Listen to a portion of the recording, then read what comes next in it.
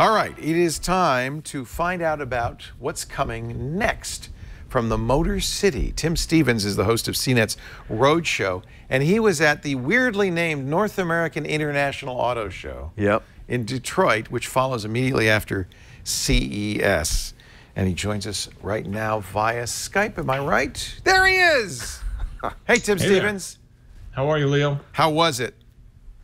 It was cold. Yeah. And this coming from a guy who lives in Upper New York State. That's saying something. Yeah, it's always a little bit chilly and windy, especially coming out of Las Vegas. You know, every year I do the double. I go straight from Las Vegas up to Detroit, and it's always a bit of an adjustment. But a lot of good cars, a lot of cool stuff to see on the show floor, and it's actually a nice place to be after CES. CES is such a madhouse. Auto shows are a little bit calmer, a little bit nicer, and it was a good place to be for sure. I always ask this question about CES. Did you see any trends at the auto show? Anything we should be looking for in the years to come? Definitely a lot of people talking autonomy, of course. That was one of the big trends. We're getting closer and closer. And in fact, Volvo actually handed over the first of its autonomous cars to a consumer. So the first time we've actually seen a fully autonomous car given over to a consumer to drive. They're launching their Drive Me program in Sweden, which is a fleet of 100 fully autonomous XC90 prototype cars that they're giving to 100 families in Volvo's hometown of Gothenburg, Sweden. Those cars on the highway will drive themselves completely autonomously. The first time that you'll be able to get in a car, hit a button on the steering wheel, and at that point you can read a book, take a nap, do whatever you want to do. And they actually handed the first one of those over to a family. They flew the family over from Sweden to Detroit to pick up their XC90, and then they're going to fly them all back again.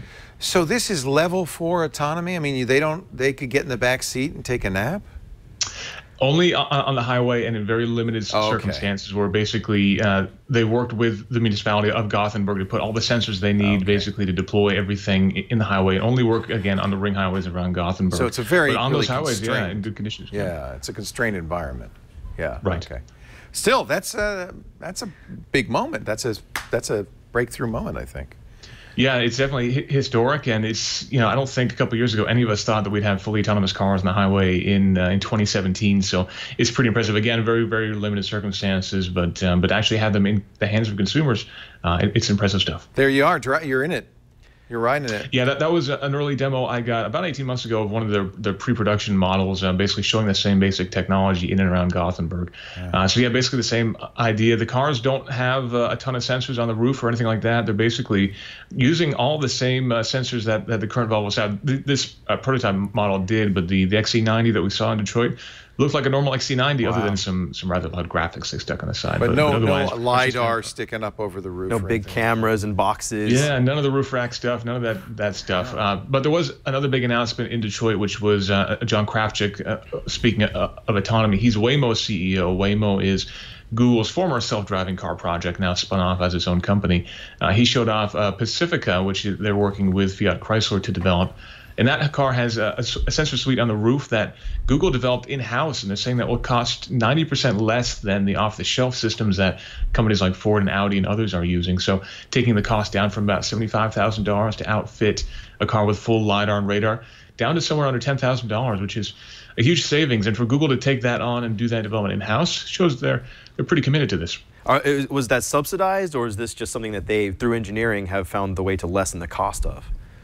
It's just through their engineering, basically. They really wanted to bring that cost down, and they felt like the stuff that was coming off the shelf wasn't exactly configured to what they needed. So by building their own sensors, by building their own systems, they were able to drive the cost down a lot. 90%. So that's really impressive stuff. That's a huge drop. Now, this is still early days, but was there any chatter at the show about how these different independent systems will work together once more on the road? I mean, it's still testing at this point, but there's always that lingering question of how different cars will talk to one another once multiple self-driving cars are on the road.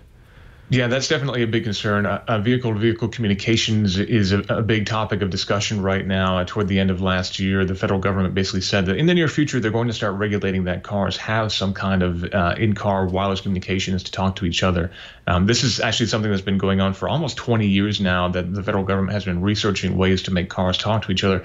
But it just hasn't really gone anywhere due to cost and technical limitations and things like that. So we are getting closer, but most of the autonomous cars we see on the road right now are being developed to be independent of that. Google's car, Volvo's cars, and others can work without any of that wireless communications in place at all.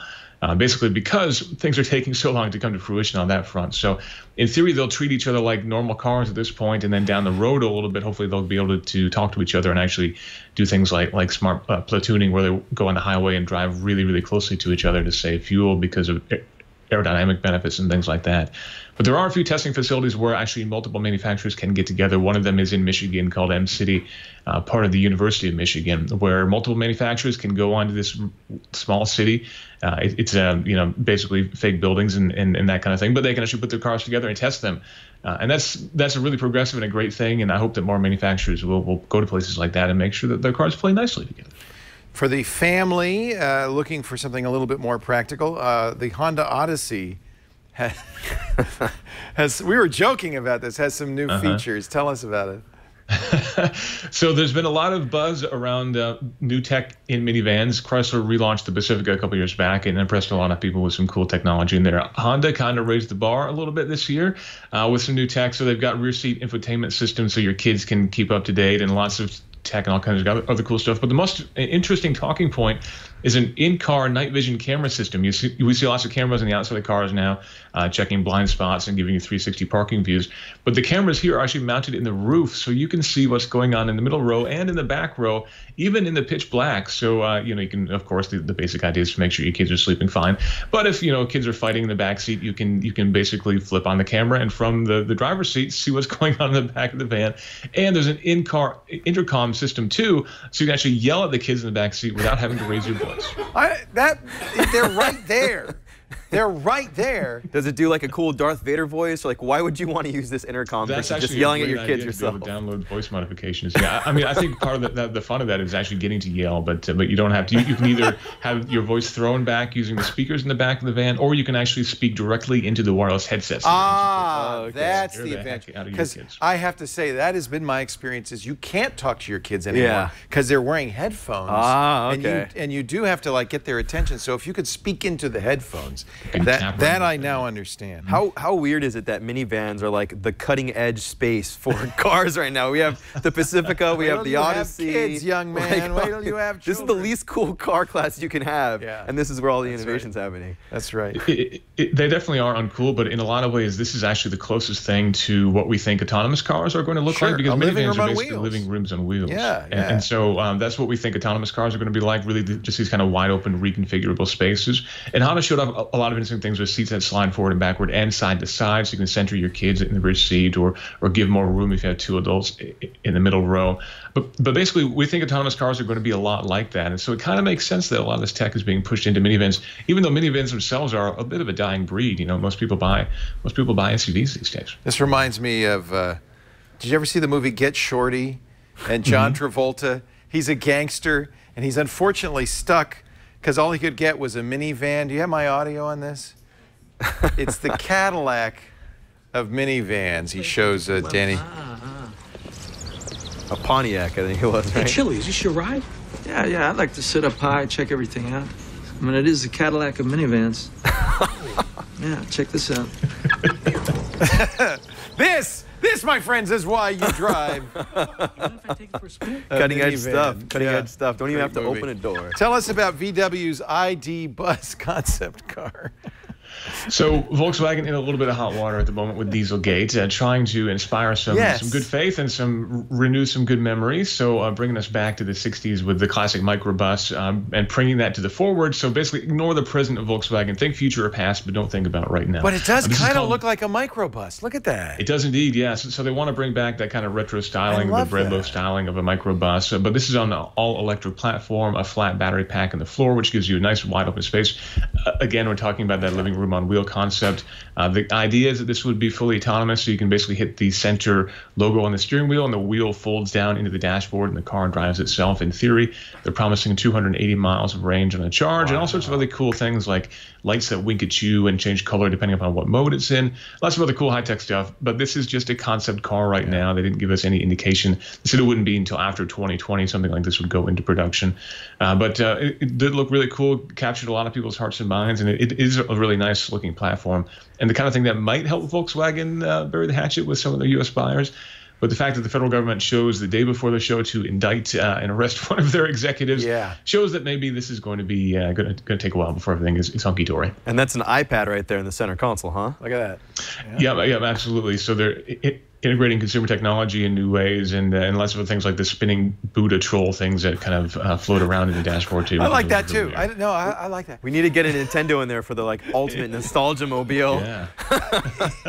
What's your sense? Is Tesla? It sounds like Tesla, in some ways, has kind of set a standard that now other companies are saying, we've got to meet this, 300-mile range. We got to meet Tesla where they live. Is that true? Yeah, definitely.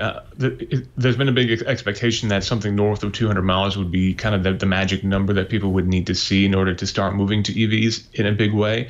Chevy has done that with the Bolt, and ultimately all of the concept EVs and the new EVs we see coming to market are all exceeding 200 miles, and that seems to be the magic number. And that's really the first Tesla was the first company to really hit that number, and that's really exciting to see more and more cars, especially at a lower price point, hitting that number. The Chevy Bolt costs about $30,000 at the door.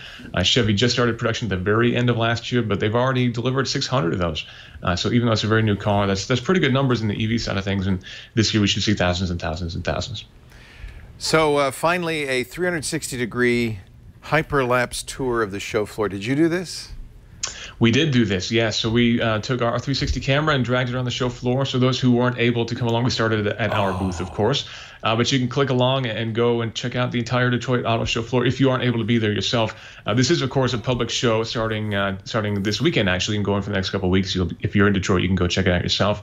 But if you're not there, if you don't want to brave the cold, just go check out our YouTube channel, and you can go 360 tour yourself. That is so cool. You guys you're just killing it with Roadshow. Congratulations, Tim. Thanks very much. Yeah, we had our 1-year anniversary. We actually launched at Detroit last year, so to have our 1-year anniversary, feels like we've done a lot in a year. In a year, a lot more that's to come amazing. This year. Congratulations. That's thank you. And you picked a really good time to be covering cars. I mean, it's always been a thing that enthusiasts and aficionados have been into, but it has become the center of technology over the last year.